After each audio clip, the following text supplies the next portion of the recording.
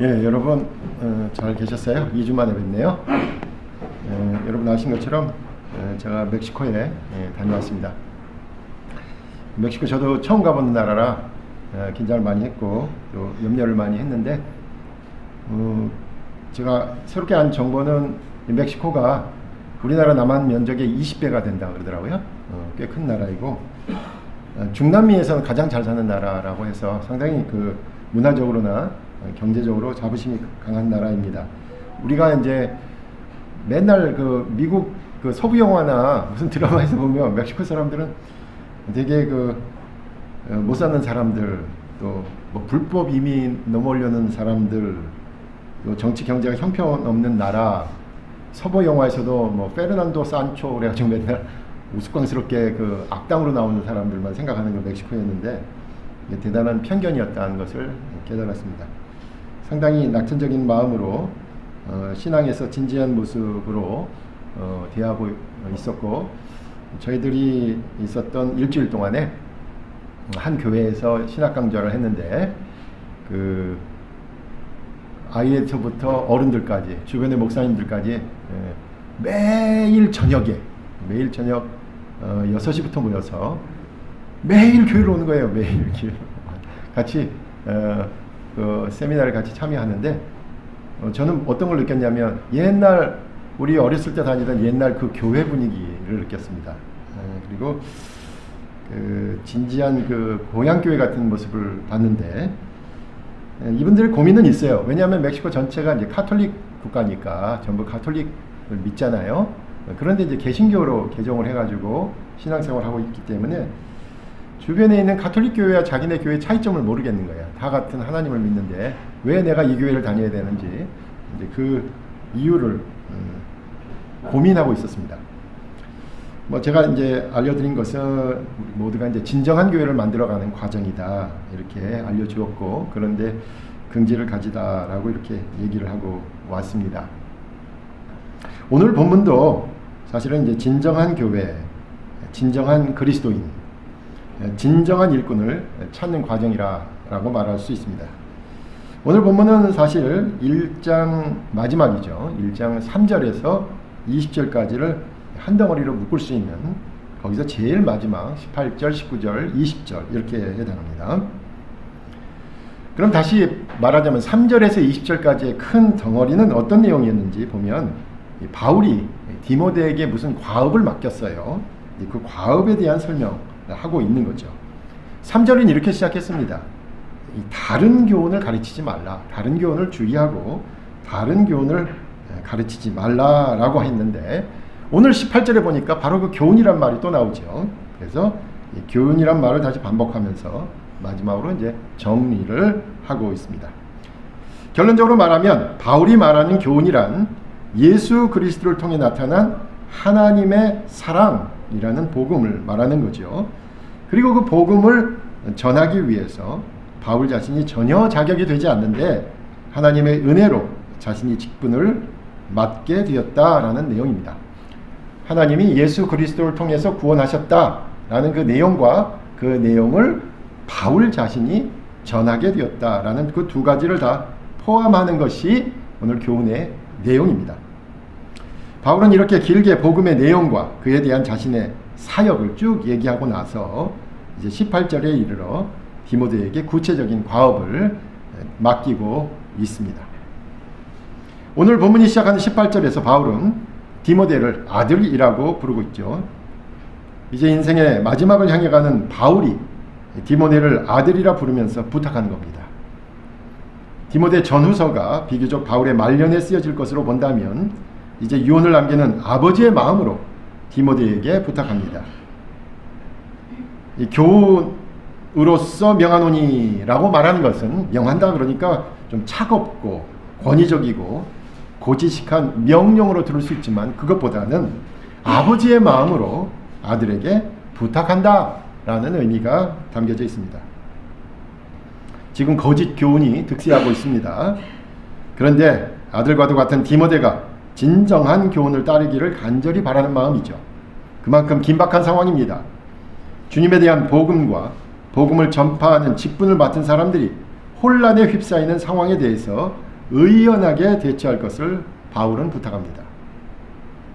아니, 적지 않은 사람들이 다른 교훈에 휩싸이더라도 너 디모데만은 이 교훈을 따르라 라는 것입니다. 거짓 교훈을 이길 한 가지 유일한 방법을 바울은 디모데에게 가르쳐주고 있습니다.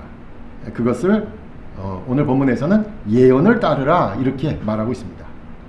좀 더 구체적으로는 너를 지도한 예언을 따르라 이렇게도 얘기할 수 있고요. 풀어보면 너에 대한 예언을 따르라 또는 이전에 너에게 내린 예언을 따르라. 이것이 거짓 교훈, 다른 교훈에 대한 극복할 수 있는 방법입니다. 이것은 사도행전 13장 1절에 나오는 이야기와 유사한 대목입니다. 사도행전에는 안디옥 교회에서 처음으로 바울과 바나바를 선교사를 세우죠. 바울과 바나바를 처음으로 교회에서 세울 때 교회가 하나님의 영에 따라서, 영의 지시에 따라서 그 선교사들을 세웠다 이렇게 얘기하고 있어요. 이때 바로 그 디모데에게 교훈을 맡긴 것도, 디모데 내가 하나님의 일을 맡은 것도 바로 바울과 바나바를 교회에서 맡긴 것처럼, 하나님 영에 의해서 맡긴 것처럼 하나님 영에 따른 것이다, 의한 것이다 라는 기여를 한 것이죠. 예언을 따르는 것 바로 하나님의 영에 순종하는 것이다 라는 뜻입니다. 거짓 교훈에 대해서 디모데가 극복할 수 있는 것은 하나님의 영에 따르는 것이다, 예언에 따르는 것이다, 결국 하나님의 영에 따르는 것이다 라고 말합니다.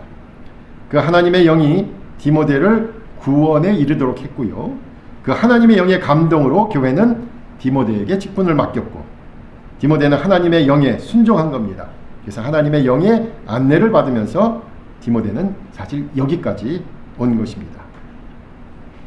그런데 한번 생각해보면 하나님의 영 그러면 좀 이상하죠. 모호합니다.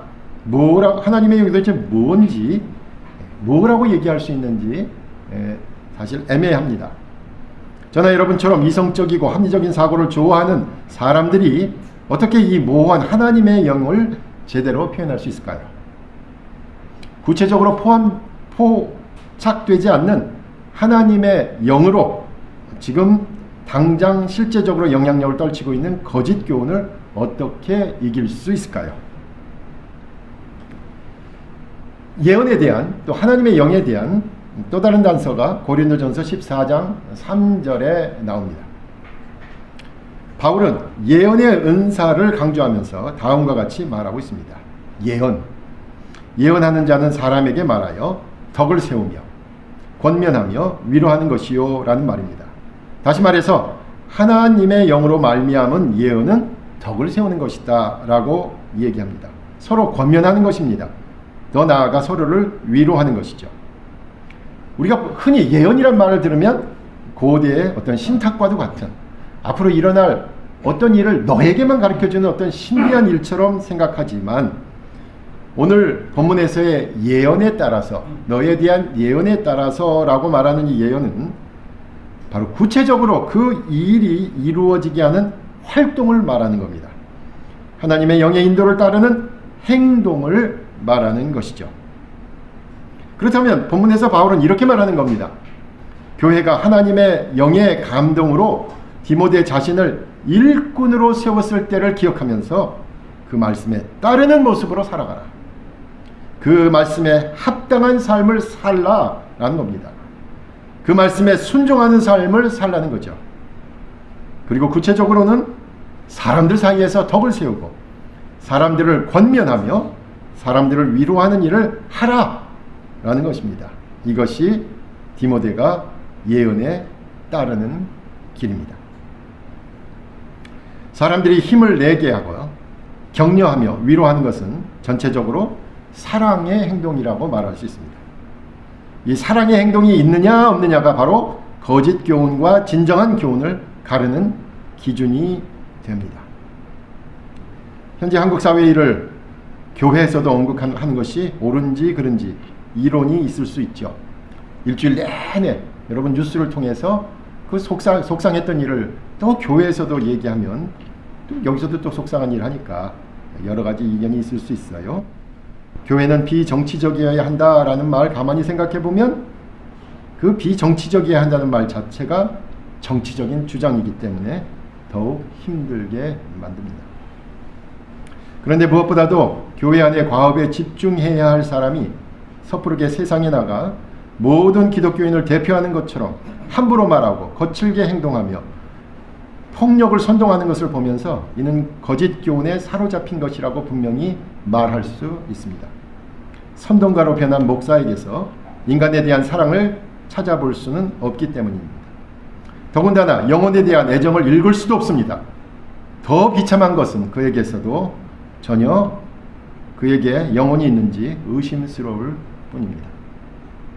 진정한 복음, 참된 교훈은 하나님의 영의 감동이 함께합니다. 하나님의 영은 사람들을 감동시킵니다. 이 감동의 방법에서 분명하게 거짓 교훈과 구별된다라는 것입니다. 하나님의 영은 감동을 일으키지요. 내가 옳다고 느끼는 것이 있다면 그래서 우리는 그것을 합리적으로 설명하고 논리적으로 설득하며 그리고 과학적으로 증명하고 싶은 마음이 일어납니다. 그런데 오늘 본문은 이렇게 얘기하는 거예요. 정말로 사람을 변화시키는 것은 내 행동에서 나타내는 눈길, 말, 배려를 통한 감동이 있다는 겁니다. 우리의 행동을 통해 다른 사람의 마음에 믿을 만하다는 감동이 먼저 생겨야 하고 그리고 나서야 우리의 생각을 그 사람도 이해하게 되는 것이죠. 바울은 사랑하는 아들에게 말하는 것처럼 디모데에게 하나님의 영의 인도를 따라서 거짓 교훈을 물리치고 온전한 복음을 전할 것을 부탁합니다. 바울은 예수 그리스도를 통해서 죄인이 구원을 받고 자신은 비방자였고 박해자였고 폭행자였지만 후대의 본을 보이기 위해서 긍휼한 은혜를 받았음을 이 교훈으로 여기면서 디모데에게 세 가지에 집중할 것을 오늘 본문에서 강조합니다. 첫째는 선한 싸움을 싸우라는 것입니다. 선한 싸움을 싸우라. 싸움, 전투적인 용어입니다. 평화를 강조하는 성경이 어떻게 싸움을 말할 수 있을까요?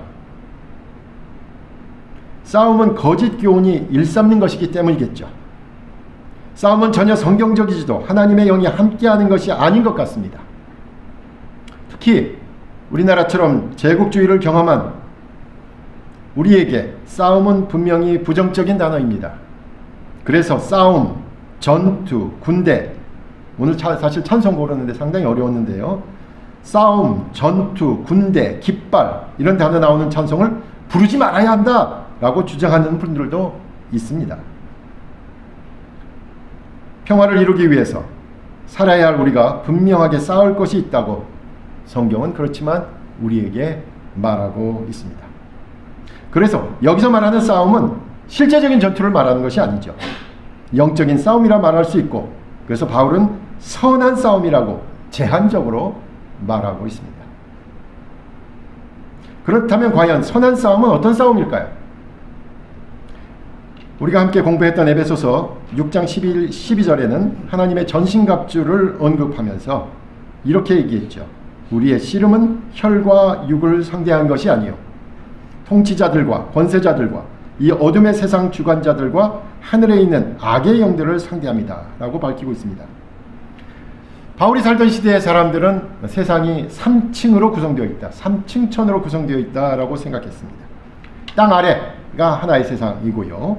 우리가 발을 딛고 있는 땅부터 우리가 눈으로 볼 수 있는 하늘까지 이 대기권을 포함하는 것을 2층이라고 생각했고 하늘 위에 하늘, 그 하늘 너머에 또 다른 하늘이 있다라고 3층으로 되어 있다고 생각했습니다. 그래서 이 2층에 해당하는 우리가 발을 딛고 있는 땅과 우리 눈에 한계까지 있는 하늘은 현재 악한 영들이 주관하고 있다라고 생각했어요. 그래서 우리가 속한 세상을 장악하고 있는 악한 영들에 대적하여 싸워야 하는 것이 하나님 나라의 과업이다라고 생각한 것입니다. 디모데전서 6장 12절에서도 바울은 믿음의 선한 싸움을 싸우라라고 말하고 있습니다. 그렇다면 이 싸움은 믿음을 가지고 싸우는 싸움인 것을 알 수 있습니다. 믿음의 대상은 하나님이죠. 마태복음 6장을 가만 생각해 보면 하나님에 대한 믿음으로 싸우는 것은 그 반대편에 있는 것은 무엇이냐면 세상의 염려와 불안과 마주하는 것입니다. 두 주인을 섬길 수 없다는 말과 그 여러 가지 마태복음의 6장의 맥락은 하나님을 믿는 믿음과 세상의 염려나 불안은 같이 갈 수 없다라고 말합니다. 한번 생각해 보세요. 우리를 괴롭히는 가장 큰 영적인 도전은 바로 불확실함이에요. 당장 내일 무슨 일이 있을지 모르고 당장 요 예배가 끝나고 나서 무슨 일이 벌어질지 모른다는 그 불확실함이죠. 시간이라는 범주를 생각하면 할수록 우리는 잠시 후에 일어날 일조차 어떻게 우리가 할 수 없다라는 한계의 상황을 알게 됩니다. 그리고 필연적으로 불안과 염려를 마주할 수밖에 없습니다. 경제적인 것이든 정치적인 것이든 개인적인 것이든 사람 사이의 관계에 대한 것이든 결국은 불안과 공포가 우리를 끝까지 붙잡고 있습니다.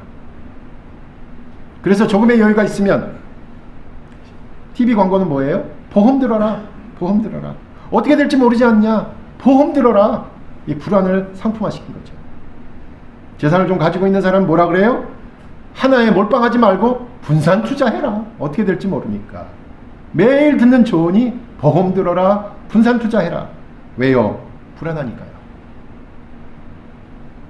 그런데 진정한 믿음이 있다면, 하나님에 대한 신뢰가 있다면, 그분을 아버지라고 부른다면 그 불안 너머로 우리에게 사랑을 보여주시는 분에 대한 믿음으로 이길 수 있다고 말합니다.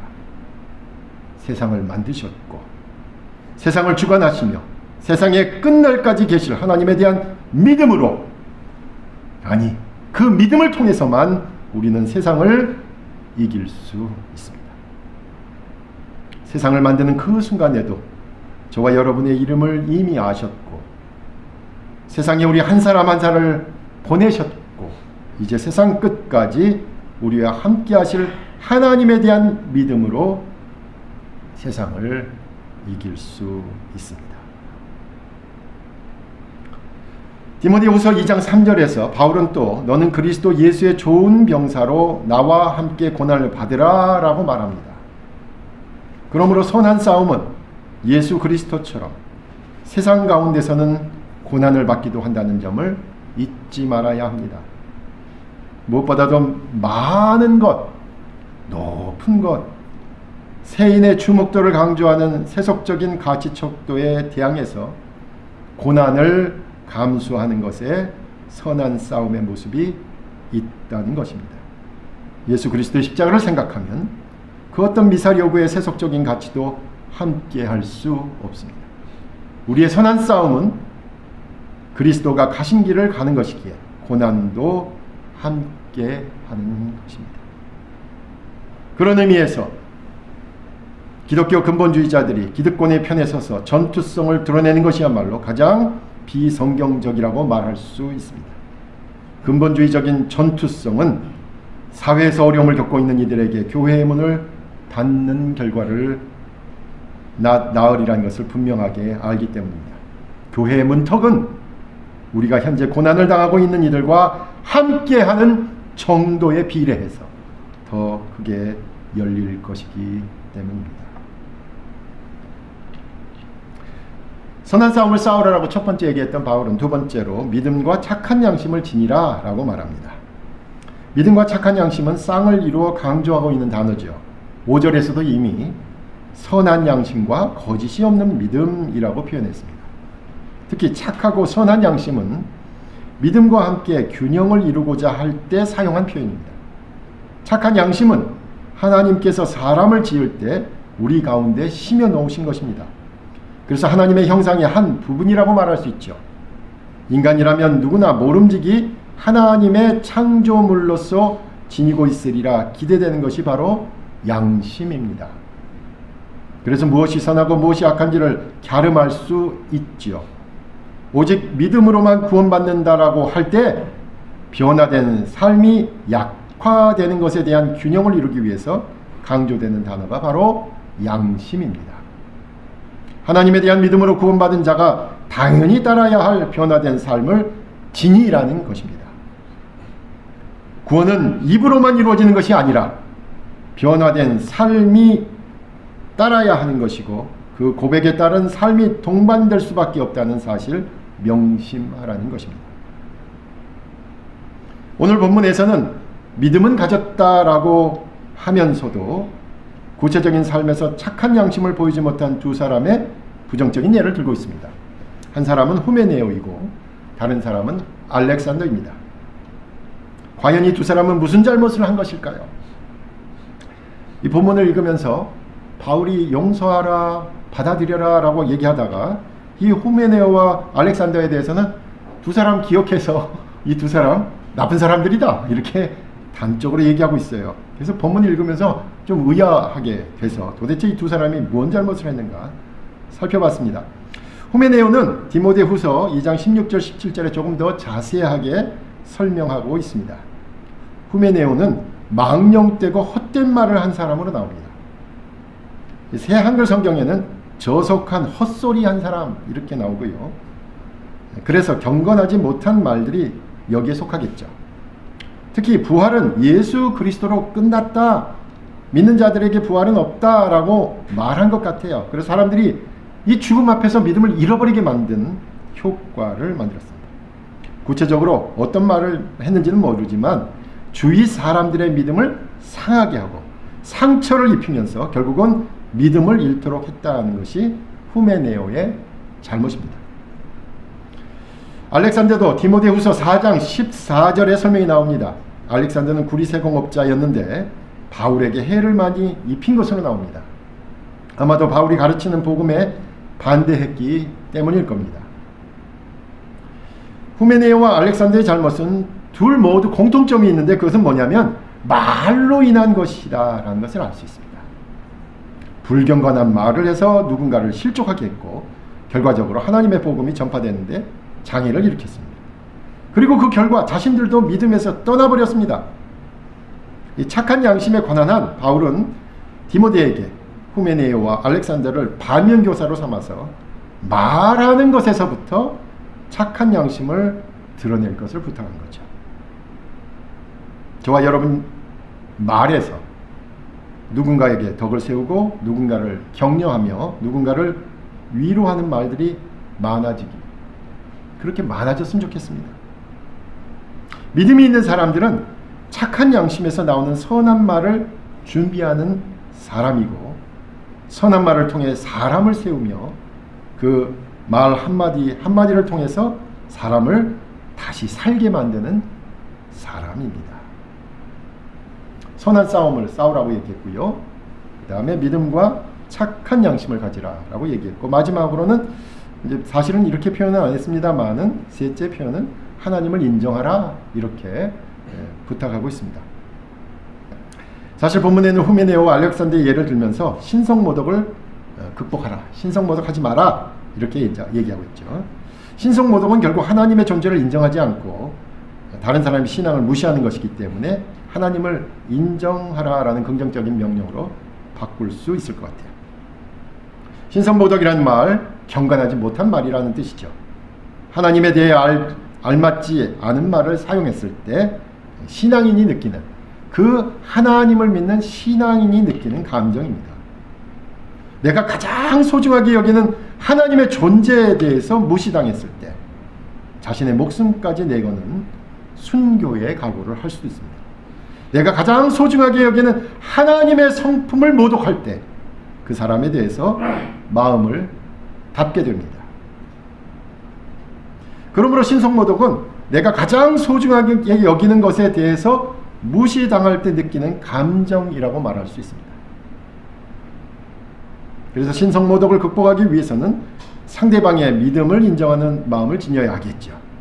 나와 같은 믿음이 아니라고, 나와 같은 색깔이 아니라고, 나와 같은 스타일이 아니라고 배척하고 차별하고 경멸하는 것에서 상대방은 신성모독을 느끼게 되기 때문입니다. 바울은 디모데가 다른 사람의 믿음을 인정하고 존중하며 격려하는 폭넓은 신앙의 인물이 되기를 바란 것입니다. 그렇다면 바울은 후메네오와 알렉산더를 정말로 포기했을까요? 예, 원어의 뜻에 따르면 20절에서 훈계를 받아 라고 되어 있어서 아마도 잠시 세상에 놔두었으나 하나님께서도 그들을 회복시킬 것이라 믿고 있었다고 보고 있습니다. 바울은 한번 생각해 보세요. 얼마나 섭섭하겠어요. 같이 일했는데, 같은 동료인데 자신을 험담하고 방해하며 반대한 이들을 끝내는 그럼에도 불구하고 회복할 것이다 라고 믿었던 거죠. 그만큼 바울은 하나님을 인정했던 것이고 바로 이 점을 디모데가 따르기 바랐던 것입니다. 비행기를 자그마치 뭐 열 몇 시간 타고 가니까 할 게 없더라고요. 그 중에 이제 영화를 봤는데 극장에서 못 봤던 영화, 2024년도에 미국에서 만들어진 영화입니다. 제목은 내전, 시빌 워라는 영화였습니다. 미국에서 계엄이 선포되는 가상의 상황을 그린 것입니다. 대통령은 삼선을 한다고 하면서 뻔뻔하게 자기 자리를 지키다가 미국이 두 쪽이 납니다. 정부군과 반란군. 반란군은 특별히 이제 서부 쪽에서 반란군이 일어났는데 캘리포니아, 또 남부 텍사스, 또 플로리다 인근의 주들도 합류해서 이 반란군에 가담해서 대통령이 있는 워싱턴 DC로 진격합니다. 그렇지만 대통령은 계속 방송에 나와서 우리의 승리가 머지않았다고 연일 방송하면서 다수의 미국인들이 대통령에게 이미 등을 돌린 사실을 망각하고 있고 무시하고 있습니다. 그런데 이 대통령의 방송에 자극받은 내가 뽑은 대통령을 지켜야 한다라는 이들은 더 무자비하게 변해갑니다. 이들은 스스로 무장하고 지나가는 사람을 잡아다가 취조하고 말을 시킵니다. 그들이 중부지방 콜로라도나 미조리 출신이 아니면 100% 미국인이 아니다라는 이유에서 그 자리에서 사살합니다. 홍콩 출신의 중국인 기자도 함께 갔다가 중국인 바로 그 자리에서 죽고 맙니다. 세상의 싸움은 점점 내 편과 다른 편으로 나뉘는 것에 대해서 격해지는 폭력의 악순환을 겪습니다. 그리고 결국은 그 차이로 인해 상대방을 죽이고야만은 폭력을 용인하게 됩니다. 그런데 오늘 본문에서 하나님의 영적인 싸움은 함께 살아야 한다는 당위의 싸움입니다. 그리고 함께 화해할 수 있는 가능성을 모색하기에 선한 싸움입니다. 하나님을 위한 싸움은 궁극적으로 우리 인간을 위한 싸움이기에 의로운 싸움입니다. 오늘 본문에서 바울은 디모데가 하나님의 영으로 이전에 예언된 것에 따라 교훈을 지키라고 부탁하고 있습니다. 선한 싸움을 싸라고 말합니다. 믿음과 착한 양심을 지니라고 권면합니다. 그리고 끝까지 하나님을 인정하라고 격려합니다. 저와 여러분도 우리가 가장 연약할 때 우리를 받아주시고 인정하신 그 하나님을 본받아서 우리 주위의 사람들 인정하면서 함께 세상의 악한 세력에 대한 선한 싸움을 싸워나가시는 우리 모두가 되시기를 간절히 부탁드립니다. 기도하겠습니다. 하나님, 주의 영으로 우리에게 감동을 주셔서 우리가 하나님의 자녀로 신앙생활할 수 있도록 인도하여 주셨고 이 시간 이 자리 여기까지 인도하심을 감사드립니다.